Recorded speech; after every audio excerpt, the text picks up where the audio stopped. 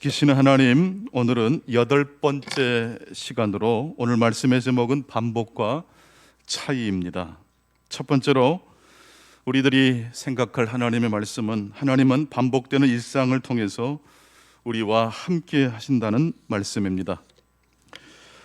윤세영이라는 작가가 그런 말을 했습니다. 기적은 하늘을 날고 물 위를 걷는 것만이 아니라 평범한 일상 자체가 기적이다. 하늘을 날고 또 바다가 갈라지고 바다 위를 걸어서 제자들을 찾아오셨던 예수님의 이야기만 기적이 아니고 평범한 일상을 살아가는 그 삶 자체가 기적이라고 말을 했습니다. 그렇습니다. 평범한 일상이 반복되는 우리의 삶이 무엇입니까? 기적입니다. 오늘 구약의 본문 출애굽기 20장 6절을 보게 되면 나를 사랑하고 내 계명을 지키는 자에게는 천대까지 은혜를 베푸신다고 말씀하고 있습니다. 하나님은 천대까지 은혜를 베푸시는 하나님이십니다. 천대까지 얼마나 어마어마한 축복입니까? 하나님의 반복되는 은혜가 하나님의 축복의 본질입니다. 그런데 여러분, 이 천대까지 은혜를 베푸시는 하나님이라는 이 말씀 속에는 특별한 은혜만 들어있을까요? 아니면 일상의 반복되는 일상을 하나님께서 이 천대까지 은혜를 베푸신다는 말씀 속에 포함시키셨을까요? 오늘 구약의 말씀의 배경은 출애굽 이후 시내산에 도착한 이스라엘 백성들이 하나님과 언약 관계를 맺고, 특별히 하나님께서 이제 언약 체결을 하면서 이스라엘 백성들에게, 이제 하나님의 백성이 된 이스라엘 백성들에게 언약의 10마디 말씀을 주셨던 말씀이 바로 오늘 본문의 배경입니다. 여러분, 출애굽 말 그대로 애굽에서 탈출했다는 것이죠. 하나님의 절대적인 은총의 사건입니다. 430년의 삶을 마감하고 이제 드디어 이스라엘 백성들은 하나님의 인도하심을 따라 출애굽하는 데 성공했습니다.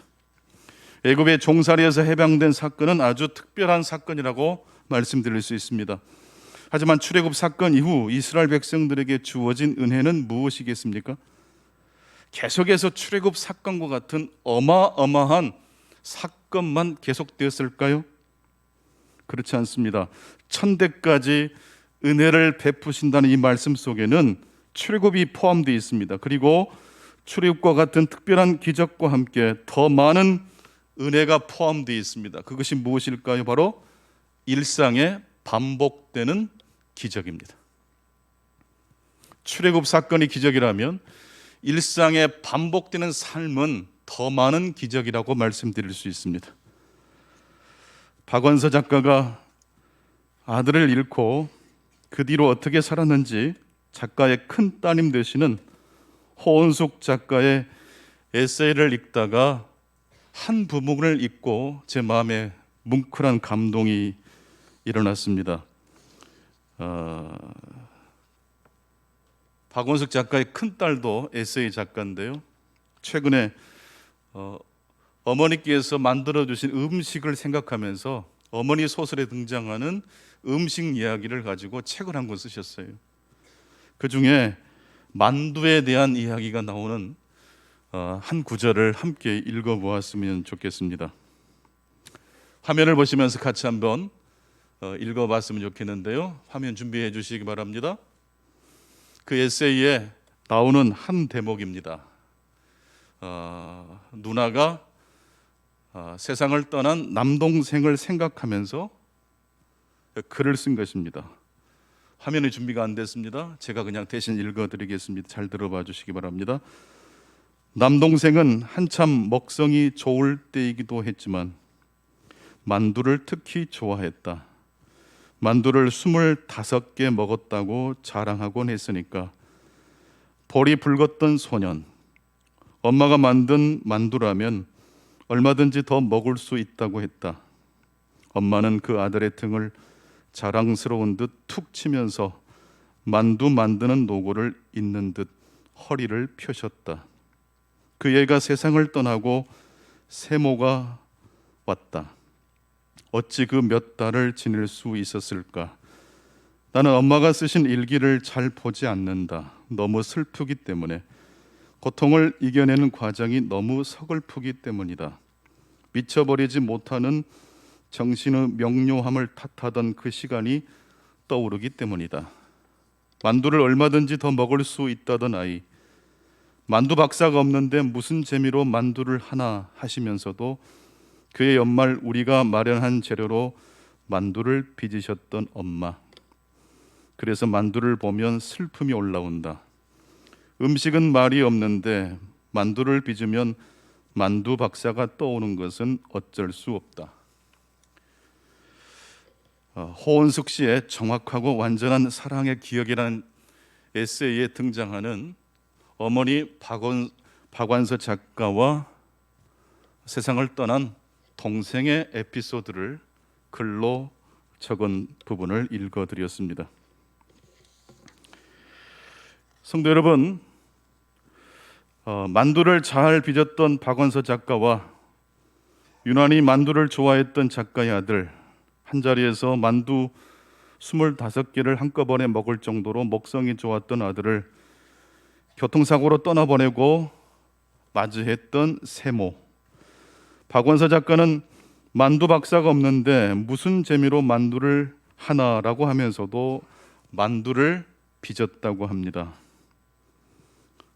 기적은 홍해 바다가 갈라지고 이스라엘 백성들이 애굽에서 탈출하여 가나안 땅에 들어가는 것, 물론 그것이 기적이라고 말씀드릴 수 있지만 제가 생각할 때 하나님이 우리에게 더 많이 베풀어 주신 기적은 무엇일까요? 그것은 만두를 빚어 일상의 삶을 살아가는 바로 거기에 하나님의 손길이 있지 않는가 싶습니다.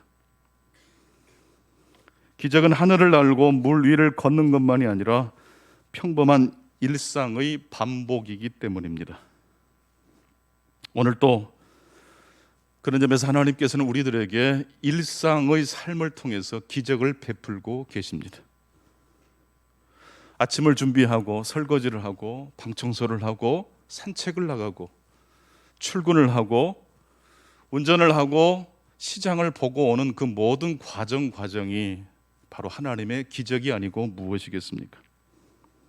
만두를 빚고 국을 끓이고 반찬을 만들고 밥을 짓는 평범한 일상을 통해서 우리 하나님은 매일매일 우리들에게 찾아오십니다. 천대까지 은혜를 베푸느니라. 오늘 출애굽기 20장 6절 말씀에는 전제 조건이 하나 있습니다. 그것은 나를 사랑하고 하나님의 계명을 지키는 자에게 하나님께서 천대까지 은혜를 베푸신다고 하셨습니다. 세상 사람들과 우리 믿음의 사람들의 차이가 있다면 바로 이 지점에서 차이가 있습니다. 우리는 단순한 일상에 반복되는 삶을 살아가는 사람이 아니고 누구를 중심으로 우리 일상을 살아가는 사람들입니까? 바로 하나님을 우리의 삶의 중심으로 모시고 살아가는 사람들입니다. 그래서 우리는 그냥 일상의 반복을 살아가는 사람들이 아니라 하나님을 사랑하고 계명을 지키는 자의 삶으로 살아가는 것입니다. 무슨 말씀입니까? 우리의 일상의 반복은 결국 천대까지 이어지는 반복입니다. 그리고 결국 우리의 삶은 어디로 이어지는 반복이 될까요? 바로 부활입니다. 부활은 모든 신자의 종착역입니다. 우리의 삶이 고단하고 피곤할지라도 위기와 역경 앞에 우리의 삶이 쓰러질지라도 다시 일어나서 만두를 빚을 수 있고 반찬을 만들고 국을 끓일 수 있는 것은 결국 우리의 삶이 부활로 이어진다라는 믿음이 있기 때문입니다. 요한복음 16장 33절 말씀을 화면을 통해서 같이 한번 읽겠습니다. 세상에서는 너희가 환난을 당하나 담대하라, 내가 세상을 이기었노라. 다시 한번 같이 화면을 보시면서 이 말씀을 읽겠습니다. 시작. 세상에서는 너희가 환난을 당하나 담대하라, 내가 세상을 이기었노라. 계속해서 성경 구절을 많이 지금 읽는 시간을 갖겠습니다. 예. 이번에는 로마서 8장 37절입니다. 함께 읽겠습니다. 그러나 이 모든 일에 우리를 사랑하시는 이로 말미암아 우리가 넉넉히 이기느니라. 한 번 더 읽겠습니다. 그러나 이 모든 일에 우리를 사랑하시는 이로 말미암아 우리가 넉넉히 이기느니라. 고린도전서 15장 57절입니다. 우리 주 예수 그리스도로 말미암아 우리에게 승리를 주시는 하나님께 감사하노니. 역시 한 번 더 읽겠습니다. 우리 주 예수 그리스도로 말미암아 우리에게 승리를 주시는 하나님께 감사하노니. 요한일서 5장 4절입니다. 무릇 하나님께로부터 난 자마다 세상을 이기느니라. 세상을 이기는 승리는 이것이니 우리의 믿음이니라. 디모데후서 1장 10절입니다. 같이 보시죠. 이제는 우리 구주 그리스도 예수의 나타내심으로 말미암아 나타냈으니 그는 사망을 피하시고 복음으로써 생명과 썩지 아니할 것을 드러내신지라. 고린도전서 15장 54절을 마지막으로 읽겠습니다. 이 썩을 것이 썩지 아니함을 입고 이 죽을 것이 죽지 아니함을 입을 때에는 사망을 삼키고 이기리라고 기록된 말씀이 이루어지리라. 이 썩을 것이 썩지 아니함을 입고 이 죽을 것이 죽지 아니함을 입을 때에는 사망을 삼키고 이기리라고 기록된 말씀이 이루어지리라. 하나님을 사랑하고 계명을 지키는 자에게는 천대까지 은혜를 베푸시느니라. 그 천대까지 도달한 그 은혜는 결국 그 정착 지점이 무엇입니까? 죽음을 이기고 사망 권세를 이기시고 부활하신 우리의 부활의 첫 열매가 되신 그리스도를 따라가는 부활이 모든 신자의 정착점이라고 성경은 이야기하고 있습니다. 그래서 구약에서부터 신약까지 이 말씀을 읽다 보면 그 말씀들이 가리키는 목적지 방향이 있습니다. 결국 작은 개천들이 강물로 흘러들어가고 결국 바다로 흘러들어가는 것처럼 성경의 말씀을 읽다 보면 그 말씀에 계속 합류하는 지점이 있고 나아가는 방향이 있습니다. 그것은 바로 부활입니다. 신자에게 반복되는 일상은 정착점이 있습니다. 바로 부활 승리입니다. 성경은 한 방향으로 우리를 인도합니다. 성경의 모든 단어와 구절들은 방향이 있습니다. 목적지가 있습니다. 바로 부활입니다.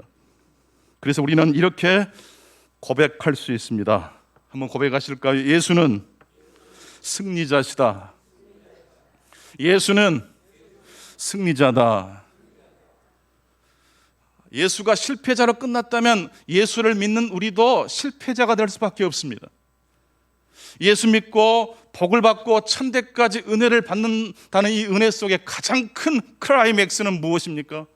사업이 성공하고 자녀들의 앞길이 열어지는 것만을 의미한다면 기독교는 다른 기복주의 신앙과 차이가 없습니다. 기독교의 구원의 핵심과 성경의 클라이맥스는 바로 부활입니다. 그래서 우리의 일상의 반복은 목적지가 있다는 사실을 기억하실 수 있기를 바랍니다. 진정한 승리, 진정한 축복은 육체의 생명이 죽음 이후에도 계속 지속된다라는 믿음에서 비롯됩니다. 무릇 하나님께로부터 난 자마다 세상을 이기느니라. 세상을 이기는 승리는 이것이니 우리의 믿음이니라. 이 믿음을 고백하시고 이 믿음을 붙들고 이 험악한 이 세상을 능히 넉넉하게 살아내시는 저와 여러분 되시기를 축원합니다. 부활하신 예수님께서 십자가에 달려 죽고 부활하신 이후에 제자들에게 나타나 40일 동안 당신의 부활하신 몸을 직접 보여주셨습니다. 예수님은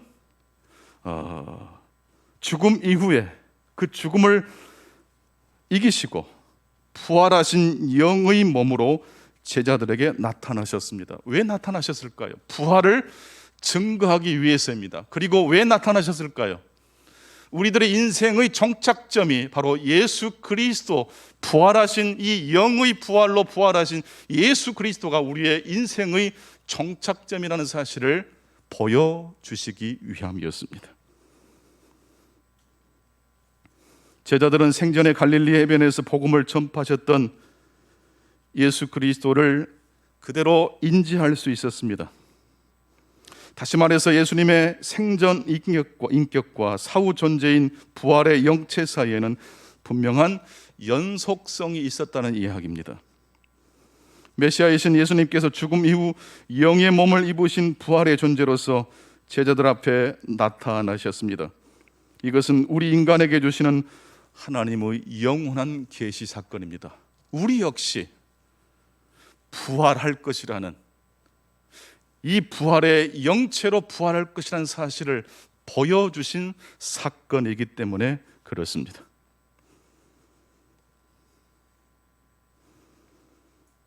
그렇다면 예수님께서 부활하셨다라는 이 계시의 사건을 믿는 우리 신자의 삶은, 우리 신자의 일상의 삶은 어떤 삶이 되어야 되겠습니까? 단순히 천대까지 은혜를 베푸시느니라 요 말씀에만 집중하시겠습니까? 그 말씀 앞부분에 나오는 하나님을 사랑하고 계명을 지키는 자라는 말씀에 우리의 몸과 우리 마음을 집중하시겠습니까? 대충 살아도 천대까지 은혜를 주신대라고 이 말씀을 왜곡되게 읽으시겠습니까? 이 말씀을 통해서 우리에게 절절하게 다가오시고 말씀하시는 성령의 음성을 들으시겠습니까? 장차 부활하게 될 영의 몸으로 부활하게 될 우리는 그때 부활할 것을 대망할 뿐만 아니라 나그네 인생길 순례자의 길을 걷고 있는 이 땅에서 믿음과 소망과 사랑을 영양소 삼아 성령 안에서 조금씩 거룩하게 지어져 가고 있다라는 이 말씀을 붙들고 나아가시겠습니까? 단순히 우리의 일상은 우리의 일상의 반복이 아니고 부활하여 거룩하게 될 우리의 삶을 형성하는 순간순간이 된다는 말씀입니다. 여러분들이 시장을 볼 때 무리하게 어떤 사람의 마음을 아프게 할 정도로 깎지 마십시오.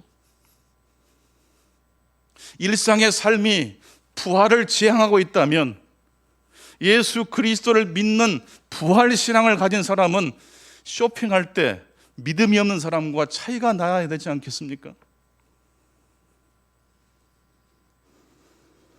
누구든지 이 땅에서 심은 대로 죽음 이후 들어갈 하나님의 나라에서 그 열매를 거두게 될 것이라고 성경이 우리들에게 말씀하고 있기 때문에 그렇습니다. 여러분, 무속신앙과 기독교의 차이는 무엇입니까? 무속신앙에는 윤리도덕이 없어요. 거짓말하고 다른 사람을 사기쳐도 내 목적만 이루면 끝이에요. 그러나 예수를 믿는 우리 기독교는 단순히 천대까지 은혜를 베푸시느니라 이 말씀만 붙잡는 게 아니고 그 앞부분에 나오는 말씀, 하나님을 사랑하고 계명을 지키는 자라는 이 말씀을 붙드는 것입니다. 성경은 그래서 어떤 사람은 장차 부활할 때 그의 영의 몸이 해와 같이 빛나게 될 것이고 어떤 사람은 달과 같이 빛나고 또 어떤 사람은 별과 같이 빛나게 될 것이라고 말씀하고 있습니다.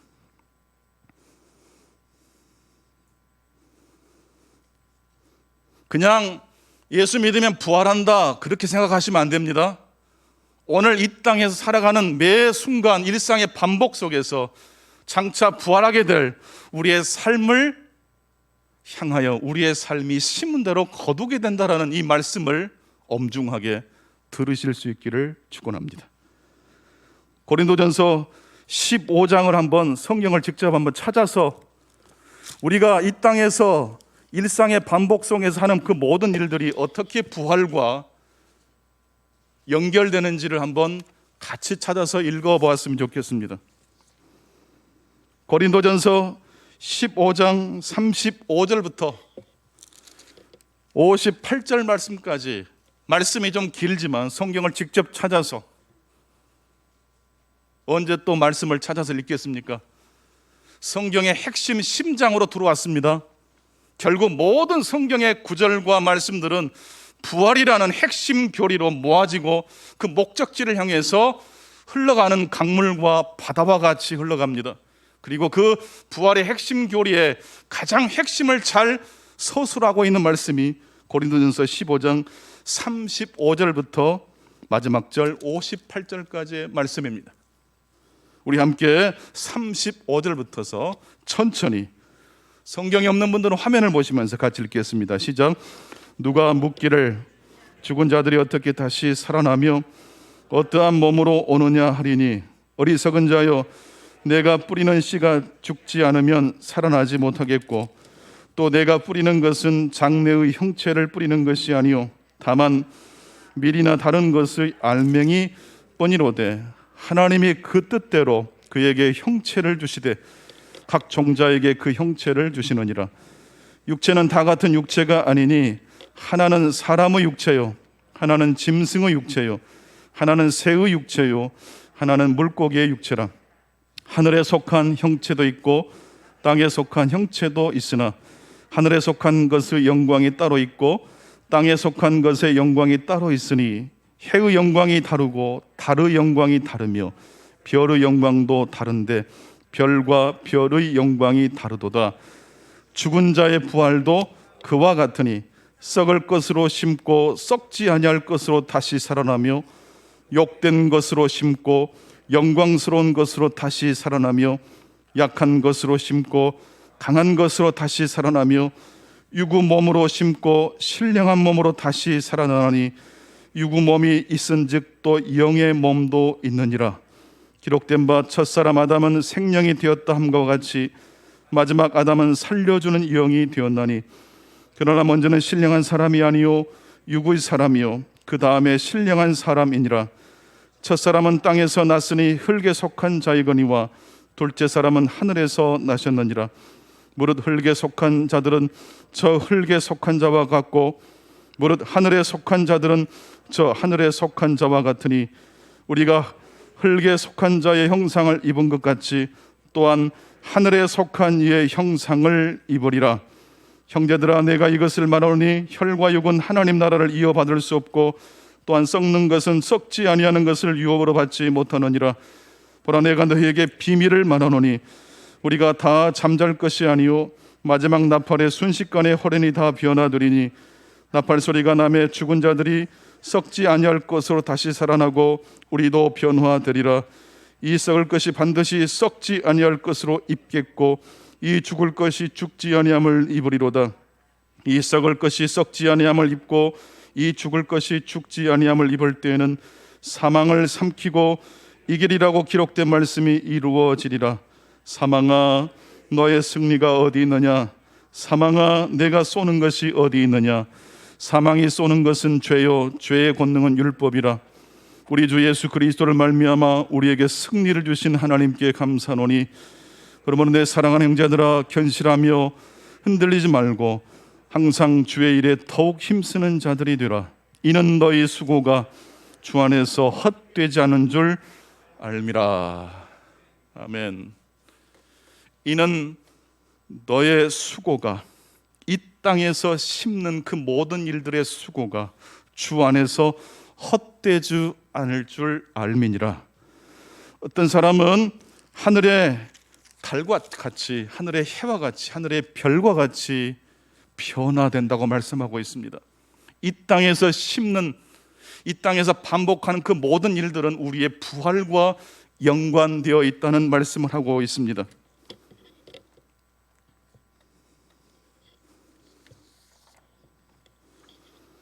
그래서 오늘 두 번째, 하나님께서 우리에게 주시는 말씀의 핵심은 무엇입니까? 신자의 반복되는 일상의 끝은 무엇입니까? 부활입니다. 날마다 우리의 삶이 무엇을 향한 삶인지를 기억하실 수 있기를 바랍니다. 마지막 세 번째로, 하나님께서 우리 신자의 삶에 함께 하시는 그 하나님의 축복은 어떻게 우리에게 함께 하시는 축복입니까? 세 번째 말씀은 신자의 반복되는 일상에는 차이가 있다는 것을 통해서 하나님 오늘 우리들에게 말씀해 주고 계십니다. 반복되는 일상 속에 하나님이 우리에게 허락해 주신 차이가 있습니다. 보통 우리는 차이보다는, 평등을 더 좋아합니다. 평등을 우리가 느끼지 못할 때는 화를 낼 때도 있지 않습니까? 왜 나에게는 사과 5개를 2,000원에 주더니 저 사람에게는 사과 6개 2,000원에 팝니까? 불평등하고 느낄 때 분노하고 짜증을 내지 않습니까? 그래서 우리는 차이보다는 평등이 하나님의 선하신 뜻이 있는 자리라고 생각할 때가 많습니다. 물론 평등이라는 이 진리 역시 하나님의 진리이면 틀림이 없습니다. 하지만 여러분, 평등보다 더 중요한 하나님의 선물이 바로 차이입니다. 어떤 가정이 위기를 극복하고 어려운 중에서도 하나됨을 이루어낼 수 있습니까? 평등만 주장하는 가정을 한번 생각해 보십시오. 내가 이만큼 했으니까 당신도 그만큼 해야 돼. 우리는 평등해야 돼. 자녀들이 부모에게 평등을 요구합니다. 부모가 자녀에게 평등을 요구합니다. 부부 사이에 평등이 질서가 됩니다. 중심이 됩니다. 여러분, 그런 가정과 그런 관계에 뭐가 올까요? 마귀의 시험이 들어옵니다. 그런데 힘들고 어려운 위기가 찾아왔는데 평등이 아닌 차이를 들고 나오는 사람이 있습니다. 여러분, 예수님은 죄가 없으신 분인데 누구를 위하여 십자가 달려 죽으셨습니까? 죄인들을 위해서 죽으셨습니다. 이것은 평등한 일이 아닙니다. 이건 차이를 발생시키시는 거룩한 하나님의 희생이었습니다. 희생할 필요가 없는 사람이 희생하는 그런 일들이 있는 자리에 하나님의 나라가 임하는 줄로 믿습니다. 왜 내가 이런 고생을 해야 됩니까? 라는 말 속에는 평등이 있습니다. 그런데 희생과 십자가를 지는 그 일을 이름도 없이 빛도 없이 감당해내는 그런 가정에 무엇이 찾아올까요? 섭섭함과 억울함이 찾아올 틈이 없습니다. 평화가 임하는 것입니다.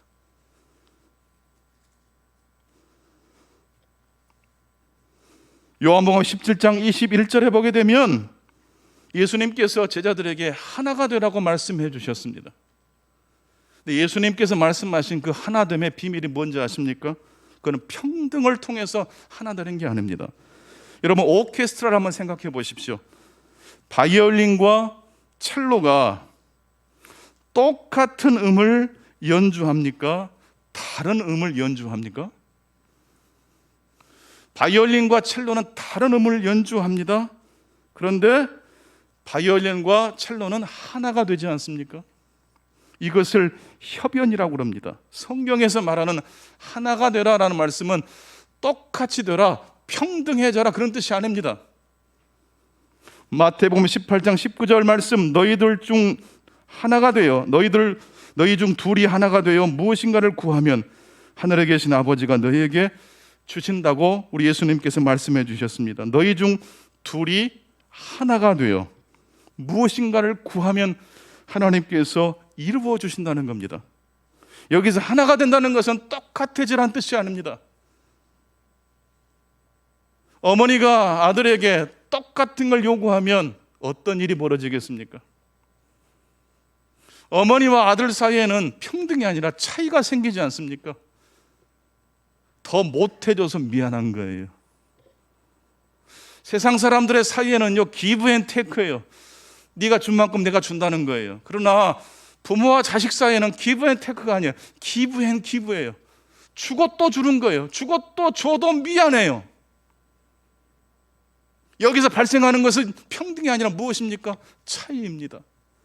그 차이가 결국 흘러가는 곳이 어디입니까? 예수님의 십자가입니다. 그 차이가 흘러들어가서 결국 어디까지 도착합니까? 부활까지 도착한다는 이야기를 성경은 이야기합니다. 가정이 평화롭다는 것은 누군가 희생한 사람이 있을 거예요. 그런데 희생한 다음에 내가 희생했다라고 말을 하면 됩니까? 안 됩니까? 그러면 다 깨져버려요. 교회가 아름답고 평화로운 교회가 되는 비밀은 이 차이에서 비롯되는 것입니다. 우리 예수 믿는 사람들은 누구를 따라가는 사람들이죠? 예수님을 모방하고 예수님을 따라가는 사람들 아닙니까? 예수님의 무엇을 모방하는 것입니까? 예수님의 십자가의 사랑, 평등과 민주주의보다 한 단계 높은 것이 바로 차이를 이루어내는 거룩한 희생입니다. 그 예수님의 희생의 사건 앞에 우리는 경외심을 갖는 것 아니겠습니까? 협연을 하려면 바이올린 주자와 첼로 주자, 다른 악기들이 서로의 소리에 귀를 기울이는 겁니다. 내 마음대로 연주할 권리를 포기함으로써 교향악은 협연이 되는 것입니다. 내 마음대로 연주할 권리를 포기한다는 것이 바로 희생입니다. 거기에서 차이가 발생합니다. 거기에서 거룩한 하나님의 영이 감동하게 되는 것입니다. 어떤 교회가 훌륭한 교회가 될까요? 희생하고 봉사하는 사람이 많은 사람들이 좋은 교회가 될 가능성이 매우 높습니다. 그런데 거기에서 한 걸음 더 나아가야 됩니다. 희생하고 봉사한 사람들이 자신의 희생과 봉사를 인정받으려고 하지 않으려고 할 때 그 교회는 평화가 임합니다. 남편이 아내에게, 아내가 남편에게 평등을 주장하는 순간 그 가정은 혼돈이 옵니다. 예수님께서 아무 조건 없이 그럼에도 불구하고 우리를 위하여 십자가에 달려 죽으셨습니다. 우리 역시 예수님을 따라간다는 것은, 부활신앙으로 우리들이 살아간다는 것은 뭘 의미합니까? 바로 그 반복되는 삶 가운데 우리를 찾아오시는 하나님을 영접할 뿐만 아니라 차이를 통해서 우리를 찾아오시는 거룩한 하나님의 복음의 핵심을 우리 역시 마음으로 믿고 그 영성과 믿음으로 살아가는 삶이 될 것입니다. 그럴 때 위기와 역경이 찾아오더라도 우리 가정은 든든히 서갈 줄로 믿습니다. 그럴 때 한국교회는 든든히 서가게 될 줄로 믿습니다. 그렇게 될 때, 그 정신으로 살아갈 때 우리의 직장과 일터는 세상이 알지 못하는 신비한 감동과 은혜가 있게 될 줄로 믿습니다. 평등을 부르짖는 이 시대에 하나님 우리에게 말씀하십니다. 평등도 중요하지만 평등만 있는 가정, 직장, 공동체는 무너질 수밖에 없다는 것입니다. 요즘 선생님들에게 학생들이 존경을 표합니까? 하지 않습니까? 안타깝게도 학교가 학원처럼 돼버렸어요. 선생님인데 앞서가는 분이지 않습니까? 선생님의 그림자도 밟지 않아야 된다는 이야기를 저는 듣고 자랐습니다. 밥상머리 교육이 있었습니다. 거룩한 차이를 통해서 공동체가 형성됐던 때가 있었습니다. 지금은요, 평등을 부르짖어요. 똑똑한 사람들이 많이 늘어났는데 감동이 사라져 버렸어요. 은혜가 없어요. 오히려 결핍이 느껴져요. 예수님의 십자가는 거룩한 희생입니다. 그 성스러움이 차이를 만들어내고 인류 구원의 역사를 일으켰습니다. 이 한 주간도 이제 예수님께서 일상을 통해서 반복되는 삶을 통해서 우리를 찾아오시는 그 기적을 체험하실 수 있기 바랍니다. 우리의 일상의 반복은 단순히 반복이 아니라 부활이라는 목적지를 향한 반복임을 기억하시기 바랍니다. 부활하는 그 순간 부활하는 게 아니고 지금 우리가 이 땅에 살 때에 심는 그 모든 것들이 우리의 삶이 별처럼 달처럼 해와 같이 빛나는 삶을 결정한다는 사실을 기억하시고 여러분이 서 계신 자리에서 충성하실 수 있기를 축원합니다. 여러분의 충성은 결코 헛되지 않을 것이기 때문입니다. 하지만 마지막으로 세 번째, 충성과 헌신을 하신 다음에 여러분의 공로를 십자가에 못 박으실 수 있기를 축원합니다. 나는 아무것도 아닙니다라고 고백할 때에 하나님이 역사하시는 성령의 역사가 일어날 줄로 믿습니다. 그런 중간교회 되기를 바랍니다. 그렇게 쓰임받는 여러분의 가정이 되기를 축복합니다. 여러분이 가시는 곳마다 거룩한 하나님의 차이가 여러분을 통해서 역사하기를 축복합니다. 똑똑한 사람 되지 마시고 믿음이 좋은 사람 되시는 이 한 주간 되시기를 간절히 축원합니다. 기도하겠습니다. 아버지 하나님을 사랑합니다. 그리고 아버지 하나님의 말씀을 또한 저희들이 순종하기 원합니다. 죄인된 저희들을 위하여 십자가를 지신 예수님, 물과 피를 쏟으신 예수님, 그리고 우리에게 무엇을 요구하시지 않고 조건 없이 관계없이 그럼에도 불구하고 용납해 주시고 은혜를 베풀어 주신 하나님의 사랑, 그 사랑이 기적을 낳고 그 사랑이 차이를 낳습니다. 공동체를 세우고 역경과 고난 중에도 우리에게 희망을 갖게 해줍니다. 주님, 많은 것들을 쟁취하고 성취한 이 시대지만 결핍이 느껴집니다. 희생이 사라져버렸습니다. 겸손이 사라져버렸습니다. 봉사하고 희생한 다음에 저는 아무것도 아닙니다라는 고백이 사라지고 만 이 시대에, 그래서 오히려 평화가 깨뜨려지고 있습니다. 위기가 찾아옵니다. 우리의 가정을 다시 한번 믿음의 눈으로 보게 하시고 우리의 가정이 하나님의 거룩한 은혜가 임재하는 가정 되게 해 주옵소서. 평등이 아닌 차이의 가치를 다시 한번 발견하고 예수님의 뒤를 따라가는 우리 모두가 되게 해 주옵소서. 존귀하신 예수 그리스도 이름을 받들어 간절히 기도하옵나이다. 아멘.